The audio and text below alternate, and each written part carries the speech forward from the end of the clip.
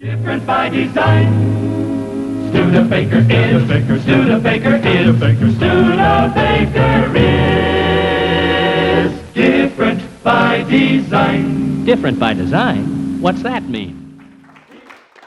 Well, thank you, everyone. Appreciate you coming out this afternoon to join us for a little talk here through Canal history. And yeah, Andy had mentioned we're on a bit of a theme here with Travis Childs coming next month to talk about shipwrecks. I hope we're not making waves in the programming schedule, but glad we can be a part of it anyhow. So with that out of the way, we're actually just about 10 days away from the 200th anniversary of the opening of the Erie Canal. It was formally dedicated in ceremonies on October 26th, 1825. So it felt like the right time to, felt like the right time to maybe take a moment and acknowledge not just the Erie Canal, but also what is somewhat overlooked and forgotten era in American transportation, the era of canals, which was in the pre-Civil War era, really from about the turn of the 19th century, 1800, right on up until 1830 or so, when the railroad became dominant. But we're going to do so with some pictures drawn from the collections of the Henry Ford, and of course we'll spend quite a bit of time in the Erie Canal, but we'll take a look at some other canals in the Mid-Atlantic, in the Midwest. We'll talk a little bit about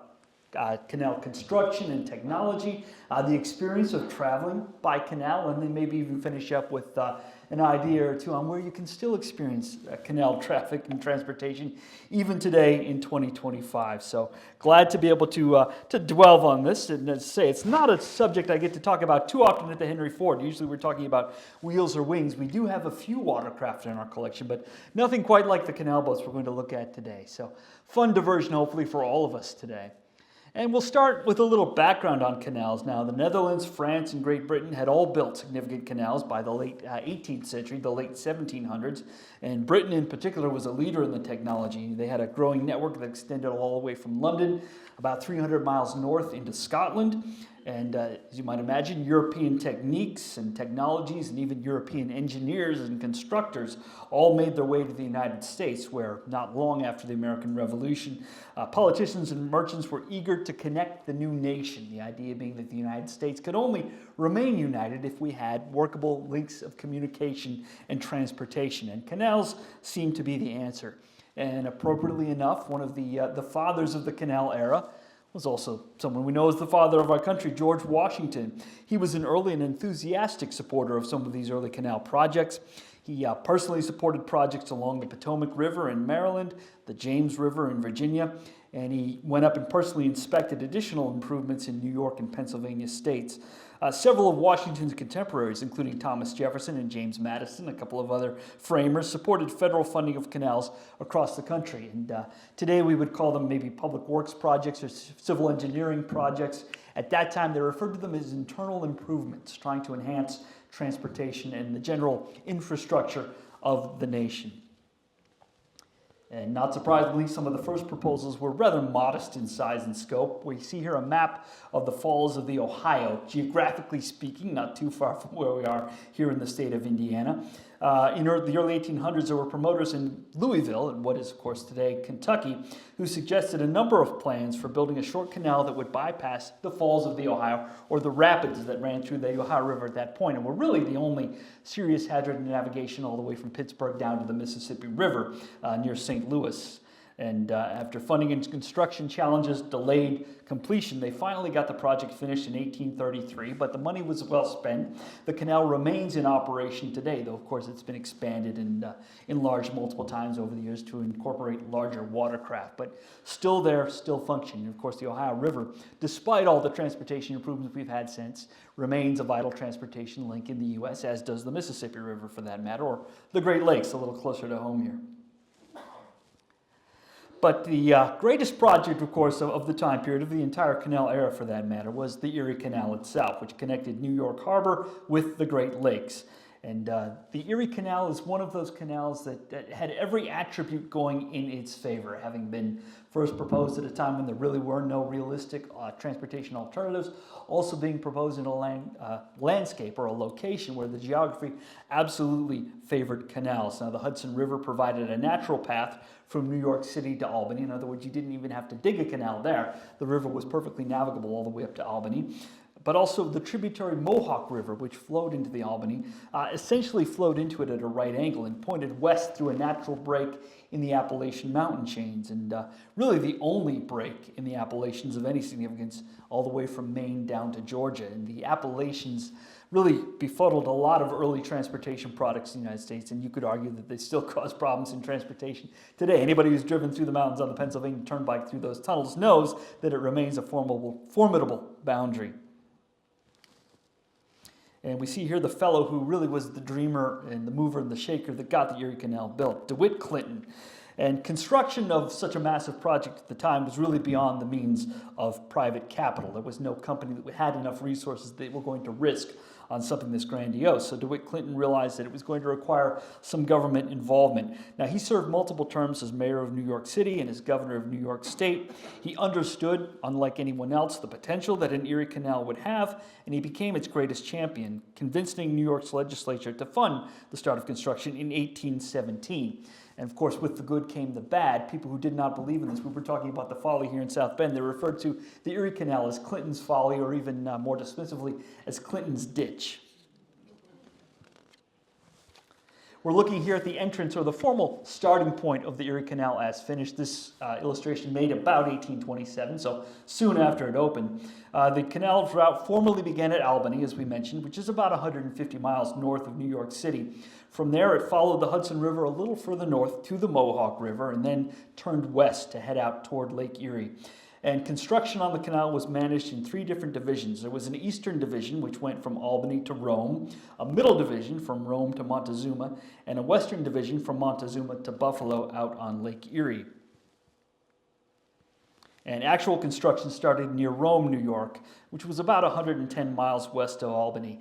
And this was a carefully calculated decision. Rather than building at one end or the other, or trying to build the whole thing in one go straight through, they decided to start with the middle section. And there were a couple of reasons for that. First of all, the topography was very easy. There were no serious challenges out there, more or less flat land, easy to dig through. But also they realized that starting work in the middle division would help speed progress, and they hoped would encourage further financial and political support for the more difficult eastern and western divisions. In other words, once they finished the middle project, they said, well, it just makes sense to finish the whole thing now that we've got this much done. And this is a strategy that continues to get used today. I hesitate to bring it up or make a comparison, but we've got the high-speed rail out in California that's supposed to link Los Angeles with San Francisco. Well, rather than starting at either end, they started in the Central Valley. The way things are going right now, I'm not sure it's going to work out as well for them as it did for the Erie Canal, but in any event, it's a time-tested idea. And here we see canal boats at Buffalo photo taken about 1900 here, but there had been initially talk about building the canal instead to Lake Ontario, which of course also borders New York State, would have required a shorter canal, would have gotten you into the Great Lakes, and via the Welland Canal it would have been possible to get from Lake Ontario to Lake Erie. But officials soon came to favor Buffalo instead at the eastern end of Lake Erie, and there were a couple of reasons for that. The big one, of course, being that Buffalo was just geographically closer to Illinois, Indiana, Ohio, the western markets, the growing Michigan territory for that matter as well. Not quite a state at the time, but getting there. New York legislatures also had another reason for choosing Buffalo as the terminus. They thought that this way they could kind of cut off traffic that would otherwise head to Montreal. You'd get to Buffalo first if you were moving eastward, so you'd go in there and take the path of least resistance rather than continuing on to Montreal. So rather clever bit of locating there. And also they realized that it would help develop what at that point was still a sparsely settled part of the western area of the state of New York. As we said, the Erie Canal finished in 1825, and the statistics are kind of mind-boggling even today. 363 miles long and 83 different locks along the route, and we'll talk about what those locks are and how they work. And those locks help move boats 571 feet overall above sea level by the time it reached Buffalo. Most impressive were 5 stair-step locks, which we see here, which were lifting canals boats up the Niagara Escarpment Ridge at Lockport, New York.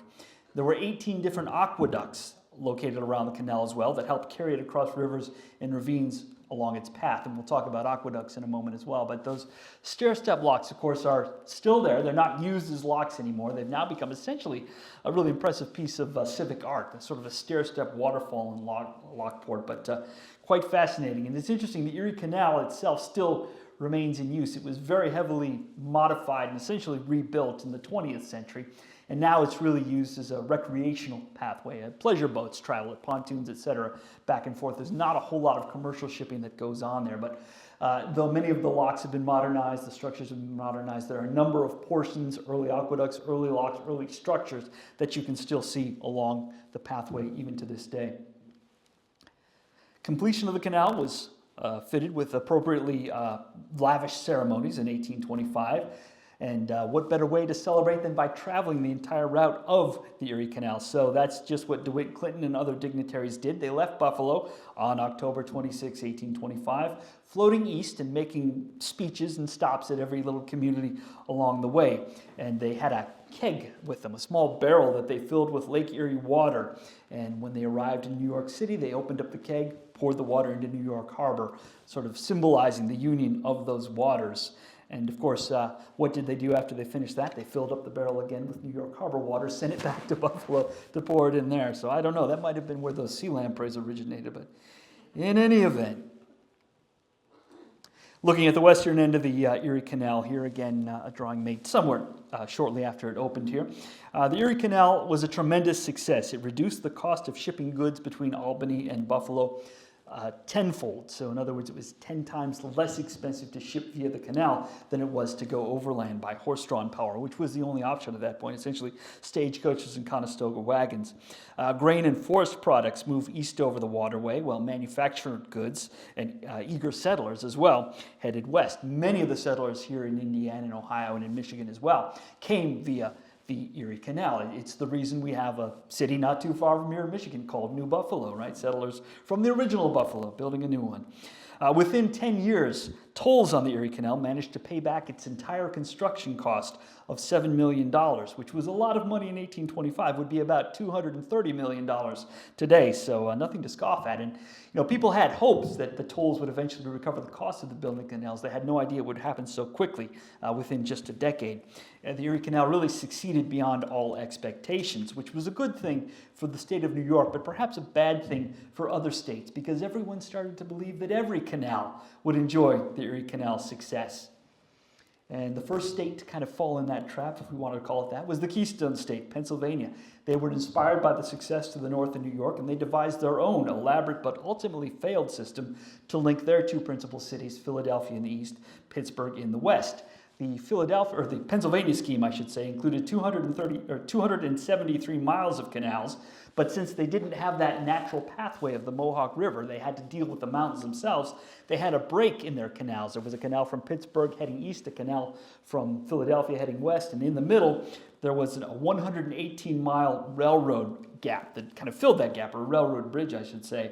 The most difficult segment was the 36-mile Allegheny Portage Railroad, where cargo was actually removed from boats, loaded onto railroad cars, and then pulled over the Allegheny Mountains by first mules and then later early locomotives, but through the steepest sections moved on a section of inclined planes. And we'll talk about and look at some pictures of those in a little bit here. But essentially, it's a giant ramp for the rails. A standard railroad can handle a grade of perhaps 2%, 2 feet up for every 100 feet forward. Here we're talking grades of 7, 8, even 10%, so considerably steeper. They would essentially hook up these giant rail cars to cables that would be hauled up by steam-powered or water-powered winches to get them up and down. So terribly expensive, terribly dangerous, terribly difficult to operate, and not very successful. However, that's just the main line of Pennsylvania canals. There were other smaller canals that did find success. In fact, the most successful was the Delaware Canal, which ran alongside the Delaware River from Easton to Bristol, Pennsylvania. This was a 60-mile route, opened in 1832, and carried anthracite from northeastern Pennsylvania's coal region south to Philadelphia.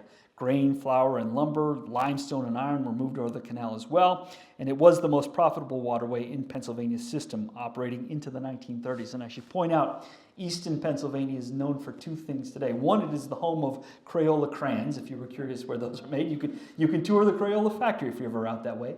And if you are out that way, you should visit the other thing it's known for, the National Canal Museum. It's still there. They have a replicated section of canal. They have a canal boat. You can experience the ride there and learn about this era there through original artifacts and photographs and drawings from the time.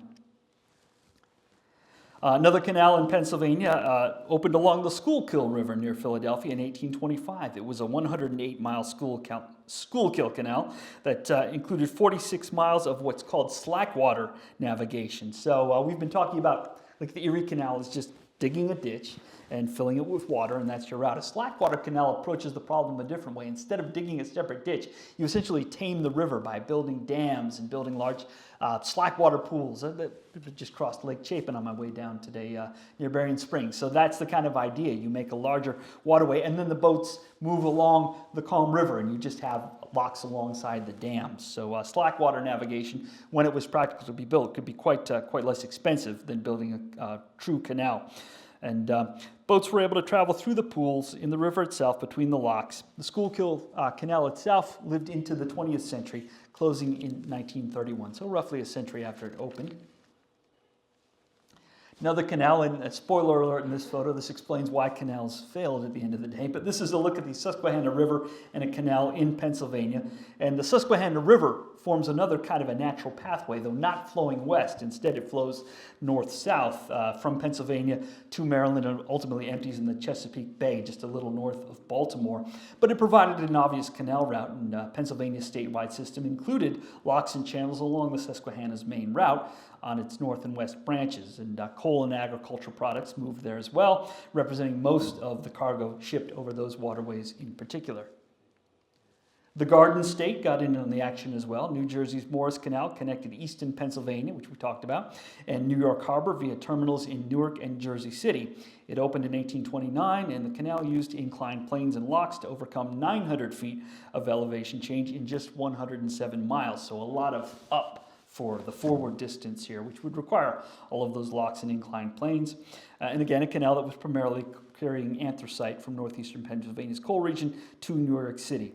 And the Morris Canal closed in 1924. And you're going to pick up a theme as we talk about these canals. The ones that succeed are the ones that are hauling things like lumber, coal, iron ore, non-perishable goods, bulk goods that aren't particularly time sensitive, well suited to use on canals. Now, the Erie might be the grandest of them all, but my personal favorite is the Chesapeake and Ohio Canal, which was opened, or dedicated, I should say, formally with its groundbreaking on July 4th, 1828 by President John Quincy Adams.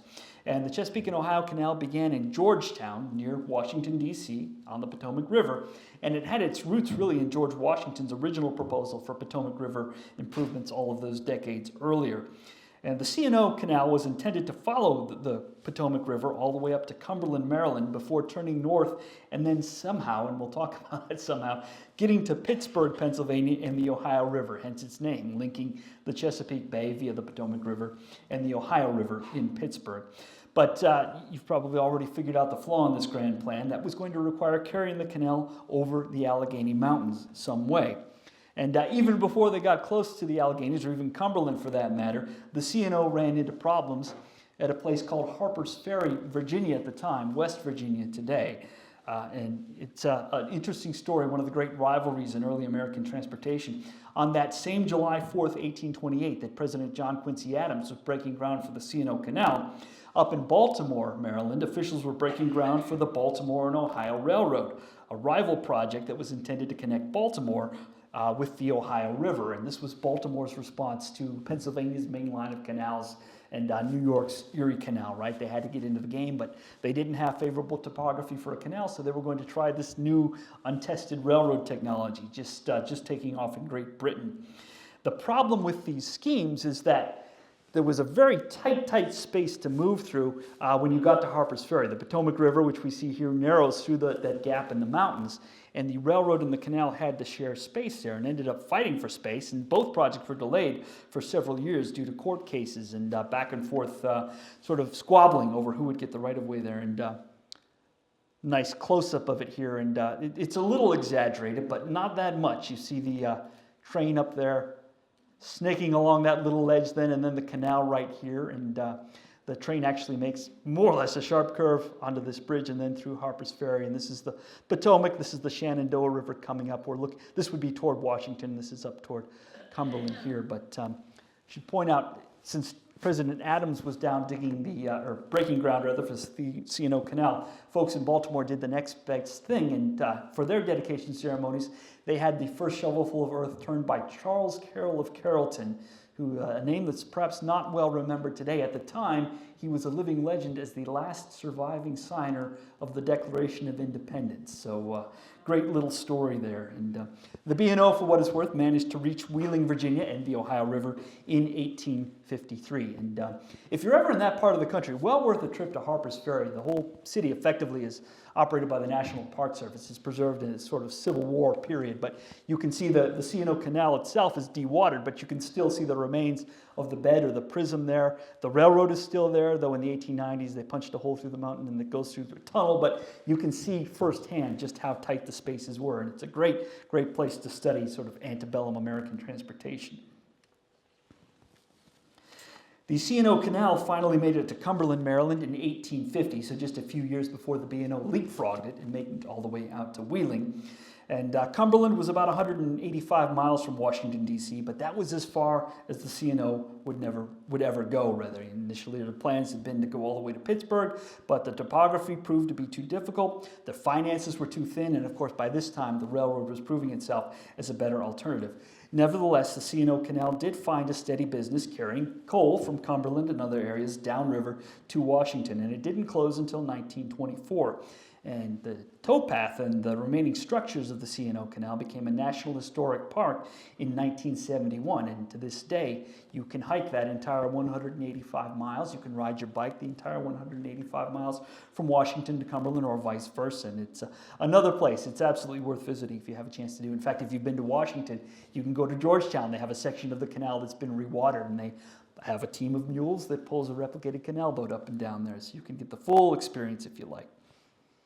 But why didn't the C&O Canal get any farther? And I think this diagram pretty much explains it. So we're looking at profiles of some of the major transportation links at the time. It illustrates the C&O Canal's particular difficulties. Now we see the Erie Canal at top, which is basically a tabletop by comparison there. It climbs 571 feet, but it has 351 miles to do so. So it can make a nice leisurely climb with just a few well-placed locks along the route. The C&O Canal, by comparison, has to go 605 feet up in 185 miles, so it has about a third of the distance to go almost as high up. And the problem with the C&O Canal is it has a fairly steady climb until it gets to Cumberland, and then it hits what basically is a wall here, and the total height of the Alleghenies is literally off the chart here as we look at it. So there were some crazy schemes about building a series of locks and building a tunnel through the highest point of the Allegheny Mountains, but that tunnel would have had to have been 1,800 feet long, which would have been longer than anything that had been attempted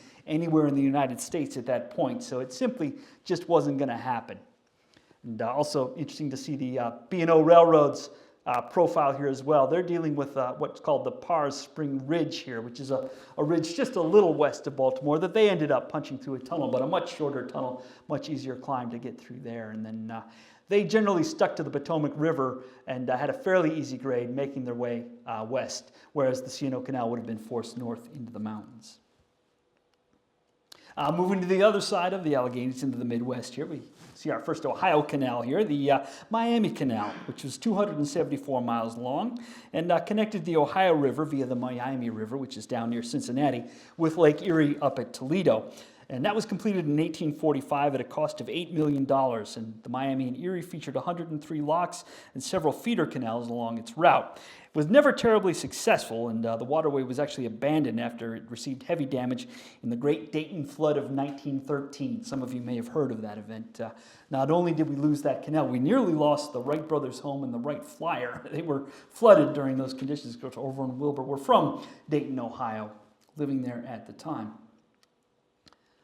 Moving over into the Prairie State there, we see old canal boats on the Lockport, Illinois Canal, and what at that point was the Illinois and Michigan Canal. And Illinois joined Ohio and Indiana, too, among the Midwestern states with major canal projects.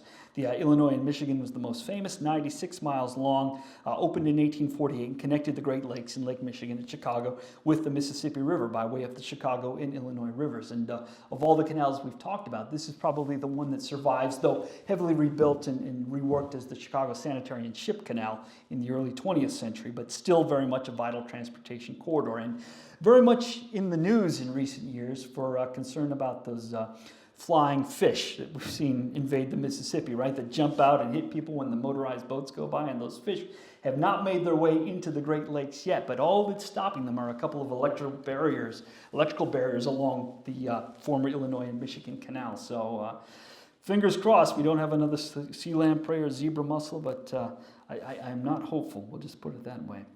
The canal's headquarters were in Lockport, Illinois, that we see here, which is about 30 miles west of Chicago, and the Illinois and Michigan Canal was replaced by, as I said, that larger Illinois waterway or sanitary and ship canal in 1933. Let's talk a little bit about the process of building canals, the techniques involved, and important to note, in the early 19th century, the people who were building canals were building them by hand, very literally. They had no mechanical power of any kind other than just animal power and then blasting powder, not dynamite, just gunpowder that they could blast away at rock at if they needed to. That was about all the help they had. In the North, American-born laborers were working alongside newly arrived immigrants, and Southern crews included immigrants and Americans as well as, unfortunately, enslaved people working on canals. Conditions were enormously difficult, working in often very swampy conditions and working, of course, in hot weather in the summertime when weather allowed construction. Disease was rampant. Cholera and malaria spread through canal construction crews frequently. Wages tended to be very low. And strikes for better pay and better treatment were pretty common, though those strikes were almost universally broken with violence. They didn't go to the negotiating table. They called in the troops or the police or whatever force it might be and basically just beat everyone into submission, for lack of a better term. And just to make the point here, as we look at this process of excavation in Lockport, Illinois, Lockport, New York, where those stair-step locks are, you can see it is indeed animal power. There's this great shot of a horse there, which is operating that crane, which is pulling up dirt, and then you see some men here standing along the side, presumably just holding guy wires to help sway and direct the shovel full of dirt where it goes, and there's the horse working away there. More deep cutting here at Lockport, and we talked about the sort of unskilled labor, or the backbreaking labor of actually physically digging out the canal path, but there was also a lot of skilled labor involved, and craftspeople were involved in canal building as well. Of course, you had trained surveyors and engineers who would plot the canal's actual route, and they often came from military academies at that time. We didn't really have civil engineering programs in the United States until later on in the 19th century, so military engineers were our best bet. Contractors would be hired who would manage the building of individual sections. So a canal wasn't built from start to finish, like a crew starts on one end and then finishes leaving a finished canal in their wake. Instead, sections would be let out and built simultaneously or at different phases, depending on how difficult that particular area of construction was. Stonecutters and masons were involved, and they were creating linings and walls like we see here. They were also working on aqueducts and culverts along the way. Blacksmiths were making hardware for the lock gates and for machinery used on the canals. And those workers often moved from one project to the next, taking their experience and spreading their knowledge as they went along. We're looking, of course, at the heart of the canal, which is actually the bed there, the ditch in which the water goes. And technically, that ditch is called a prism. And it's called that because it's generally shaped like a prism, wider at the top than it is at the bottom. The Erie Canal is a great example, measured 40 feet wide at the top and 28 feet at the bottom, with water about 4 feet deep. The idea is the boats themselves are shaped rather like prisms or curved on the hull, so they're wider up above the water line than they are below it, so you don't need to dig a perfectly rectangular box for your ditch. You would just be wasting time and money to do that. The prism saved both of those in the effort. The Chesapeake and Ohio Canal was really the largest prism of its time, and that one measured 60 feet at the top, 48 feet at the bottom, and a depth of 6 feet compared to the 4 feet on the Erie Canal. So considerably larger canal, and as I've said, the largest really of any of them in the U.S. built at this time. Back to the Erie Canal here to look at how canal boats were towed, and they tended to be towed by a team of horses or mules.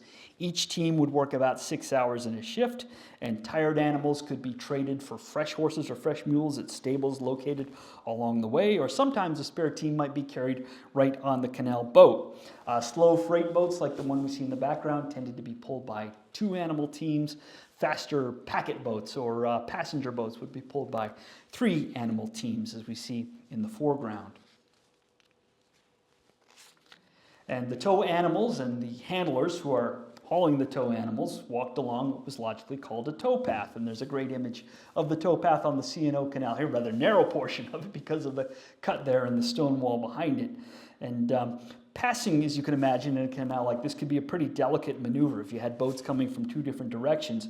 Basically, you'd have to have one of the boats pull off to the side, the team would stop, the lines would go slack and kind of fall down to the bottom of the canal, and then the second boat could float over it. And there was really, generally I think on the C&O Canal, the upbound boats had the right of way because they were the ones that were kind of working, whereas heading down you're riding with the current, so it's an easier go. But sometimes the right of way could be disputed and just settled between the folks working with the animals right there on the spot. We were talking about locks, and this is a great diagram of how a lock works, and to me this is one of the all-time greatest inventions. Marine locks or aquatic locks.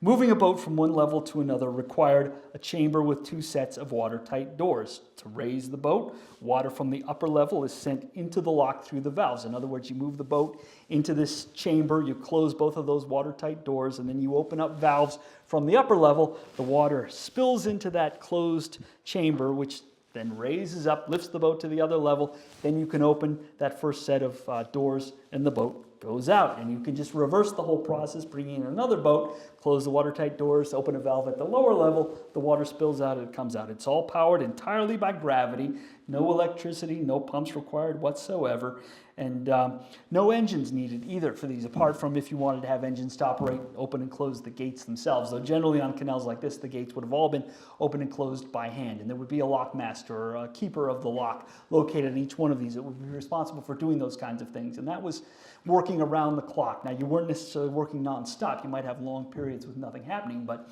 when you heard the horn or the bell of an approaching canal boat, you had to get up out of bed or get away from your meal and get ready to help them through. But locks continue to be used on waterways today, and being from Michigan, my favorite example is the Sioux locks, of course, which connect the Lake Superior with Lake Huron via the St. Mary's River there. And if you're ever up in that part of the country, I encourage you to go there. You see the big lake boats going through them, but the locks might be much larger, but they're using the exact same fundamental principles as locks on these early canals. And again, no power required whatsoever other than to just open and close the safety booms and the lock gates. And even that power is generated by a hydroelectric plant next to it. So very green before green was a thing. We were talking about inclined planes. Here's a great photo that shows you exactly what I mean by inclined plane. It is just that, essentially a ramp with rails on it. So some areas, locks just weren't practical. Maybe the climb was too steep, you didn't have space to do it or the money to do it. Canal boats could be moved to different levels using these inclined planes. Now the boat is simply floated onto a large rail car, and you see here what is essentially a cradle that the boat is being floated into. That cradle is mounted on wheels and rails under the water there. Once the boat is locked down, kind of tied down on that cradle, the whole thing is then hauled up by a cable or steam winch.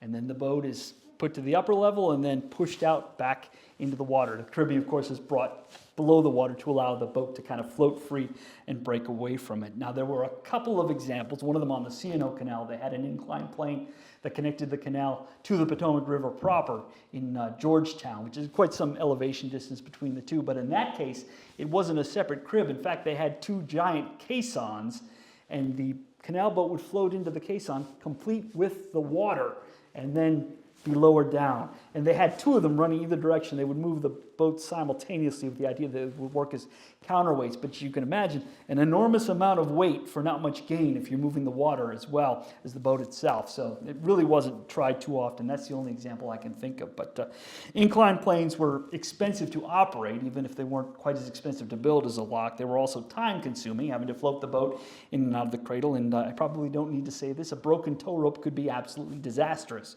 And was on some occasions. Typically they would have a ratchet mechanism or a brake mechanism on these wheels here, which would slow them down in the event of a fall, but they weren't always foolproof. Aqueducts are the other great kind of canal technology or necessary innovation to make them work. Canals, of course, generally parallel rivers, which means they have to cross the tributaries that feed into those rivers, whether they're other rivers or streams.